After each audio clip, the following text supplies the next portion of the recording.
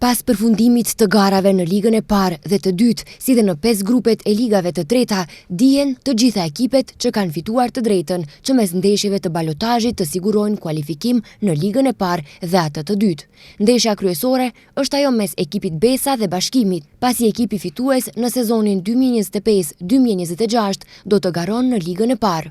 Organet e Federatës së Futbollit të Maqedonisë së Veriut kanë përcaktuar datën dhe vendin e ndeshjes së balotazhit për ligën e parë ndërmjet ekipit Besa e Dobërdollit dhe Bashkimi i Kumanovës. Ndeshja në fjalë do të zhvillohet më 25 maj e diel me fillim në ora 17 në stadiumin e Çajirit, ku ekipi që do të del fitues në sezonin 2025-2026 do të garon në ligën e parë, ndërsa skuadra humbse do të garon në ligën e dytë.